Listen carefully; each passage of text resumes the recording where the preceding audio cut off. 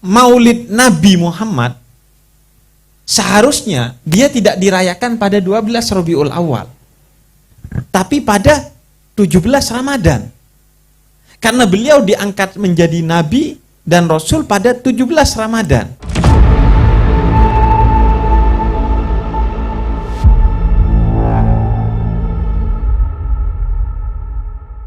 Saya ingin memulai dari satu ayat. Qul innama ana basyarun mislukum yuha ilayya. Kata Allah, katakan wahai Nabi Muhammad, bahwa engkau ini adalah manusia biasa seperti mereka. Jadi ada taukidnya di sana, ada penekanannya di sana. Qul innama ana basyarun, saya ini manusia, kata Nabi Muhammad. Saya ini manusia seperti kalian. Ditekankan lagi, mithlukum, seperti kalian. Jadi saya ini manusia seperti kalian. Dan sebenarnya ada 3 lapisan penekanan di sana. Karena kenapa? Karena Allah masih katakan qul, wahai Nabi Muhammad katakan. Karena mungkin bisa jadi itu sesuatu yang tidak perlu dikatakan lagi. Semua orang tahu bahwa Nabi Muhammad itu manusia biasa. Beliau lapar ketika belum makan, beliau ngantuk ketika kurang tidur, beliau sakit, beliau kesal, dan lain sebagainya. Tapi Allah tahu bahwa bisa jadi karena keagungan Nabi Muhammad ini, orang akan curiga bahwa beliau ini bukan manusia biasa. Maksudnya beliau ini sejenis malaikat yang kemudian menjadi masuk akal saja kalau beliau begitu sempurna tindak tanduk dan perkataannya. Maka katakan, kata Allah, deklarasikan bahwa kamu ini manusia, dan deklarasikan bahwa manusia seperti kalian, agar tidak ada asumsi, oh iya Nabi Muhammad manusia tapi beda dengan saya. Ini sekaligus petisi pertama tentang kesetaraan semua manusia, bahwa saya ini manusia seperti kalian.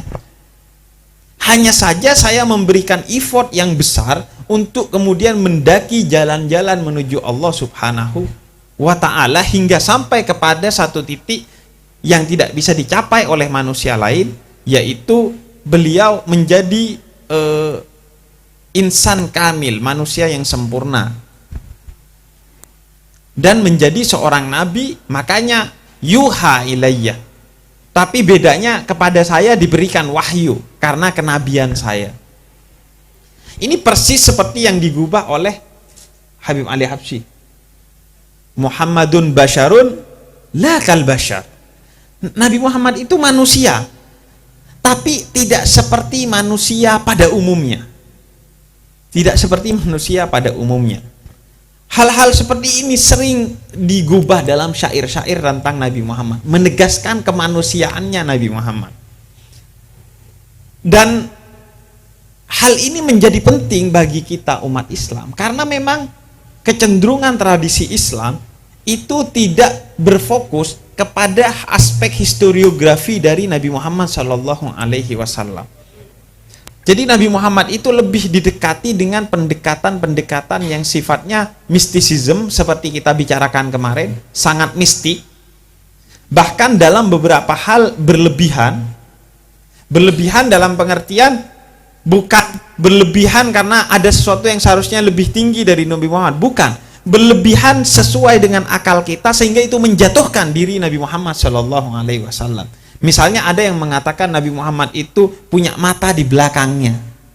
Nabi Muhammad itu begini dan begitu, yang sangat tidak masuk akal, yang mungkin tujuannya menaikkan derajat Nabi Muhammad, tapi karena kerendahan akal kita sehingga justru menjatuhkan Nabi Muhammad. Itu yang saya maksud dengan berlebihan. Nah, aspek kemanusiaan ini biasanya digarap oleh orang-orang barat, orientalis, bercerita tentang aspek kemanusiaan dari Nabi Muhammad SAW. Minimal oleh kalangan-kalangan sarjana barat yang muslim. Biasanya menulis biografi Nabi Muhammad dalam perspektif historiografis, kesejarahan, pada aspek kemanusiaannya. Karena bagi saya kemudian yang kedua, kalau umat Islam itu cenderung mendekati Nabi Muhammad dalam pendekatan-pendekatan yang sifatnya estetis. Syair biasanya. Bahkan kajian-kajian terhadap Nabi Muhammad itu dalam sejarahnya kalau bolong biasanya diisi dengan syair. Jadi kalau bagian chapter dari kehidupan Nabi Muhammad ada yang melompat, itu biasanya diisi dengan syair untuk merangkai aspek sejarah dari hidup Nabi Muhammad Shallallahu Alaihi Wasallam. Dan itu bukan berarti tidak punya kelebihan, itu ada kelebihannya sendiri-sendiri. Aspek langitnya Nabi Muhammad, aspek esoterik dari diri Nabi Muhammad Shallallahu Alaihi Wasallam, aspek batin lah dari Nabi Muhammad. Kemudian syair juga punya kepentingannya sendiri karena Nabi Muhammad itu manusia sempurna, sehingga dijelaskannya harus dengan kata-kata yang bersifat syair, karena syair itu bisa punya medan makna yang jauh lebih luas dari kata-kata pada umumnya. Karena itu kemudian biasanya pakai syair-syair untuk mendekati dan menceritakan Nabi Muhammad Shallallahu Alaihi Wasallam. Nah, yang ketiga adalah aspek kemanusiaan ini. Ini yang sebenarnya juga punya kepentingannya sendiri. Mengapa punya kepentingannya? Karena kalau Nabi Muhammad tidak disangka sebagai manusia, itu akan relatif cukup berbahaya. Karena orang akan berpikir dia menjadi sempurna, oh iya karena dia Nabi Muhammad. Ya karena dia Nabi Muhammad, ya dia begitu. Sehingga seolah-olah ini manusia yang berbeda dengan kita. Apa konsekuensi logisnya? Konsekuensinya, dia tidak akan dilihat sebagai teladan, tapi akan dilihat sebagai pajangan. Jadi ya udah, ngelihat kagum, selesai sampai di sana. Tidak bertumbuh keimanan seseorang, tidak bertumbuh ketakwaan dan keislaman seseorang dengan melihat Nabi Muhammad. Ini yang berbahaya. Karena itu perlu juga ditegaskan bahwa Nabi Muhammad seperti kita. Kira-kira agar kita berpikir kalau Nabi Muhammad bisa, seharusnya kita bisa meniru Nabi Muhammad Shallallahu Alaihi Wasallam dengan kesadaran tidak akan pernah sampai kepada titik Nabi Muhammad itu sendiri sebenarnya. Karena ada satu pemuda yang tiba-tiba nyelidiki Nabi Muhammad dan pengen seperti Nabi Muhammad atau bahkan lebih dari Nabi Muhammad. Dia selidiki, ternyata Nabi Muhammad itu sebenarnya ada 3 pemuda. Yang pertama melihat Nabi Muhammad itu berpuasa tapi masih berbuka. Akhirnya dia memutuskan untuk berpuasa tanpa berbuka agar melebihi Nabi Muhammad. Akhirnya tentu resikonya bukan imannya yang naik tapi asam lambungnya yang naik. Tipes dia. Yang kedua melihat Nabi Muhammad itu sholat tapi masih tidur ketika malam. Dia sholat sepanjang malam tanpa tidur. Akhirnya ya insomnia dia. Dan kemudian ada yang melihat Nabi Muhammad masih menikah, dia memutuskan untuk tidak menikah. Ya, jadi dia tidak. Jadi dia memutuskan untuk mengikuti jejaknya Cito dan Virus.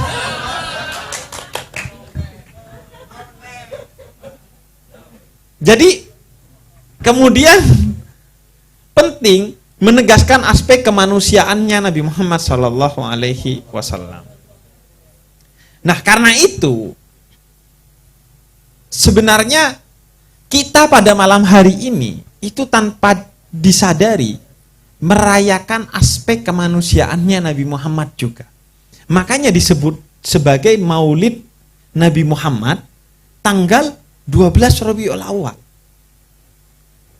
Pertanyaan saya, kalau ini Maulid Nabi Muhammad, seharusnya dia tidak dirayakan pada 12 Rabiul Awal, tapi pada 17 Ramadan. Karena beliau diangkat menjadi Nabi dan Rasul pada 17 Ramadan. Ketika mendapatkan wahyu pertama. Tapi kenapa perayaannya 12 Rabiul Awal? Karena ini perayaan Nabi Muhammad sebagai Nabi maupun bukan sebagai Nabi. sebagai nabi maupun sebagai manusia biasa. Setelah umur 40 tahun maupun sebelum umur 40 tahun atau bahkan sebelum umur 25 tahun. Karena semua aspek kehidupan Nabi Muhammad itu penuh dengan nilai-nilai yang penting untuk kita. Karena itu kemudian disebutnya Maulid Nabi, bukan Maulud Nabi. Karena kalau Maulud itu lebih berfokus kepada sosoknya, kalau Maulid itu lebih berfokus kepada segala aspek yang terkait dengan Nabi Muhammad, itu menjadi kebaikan bagi diri kita sendiri.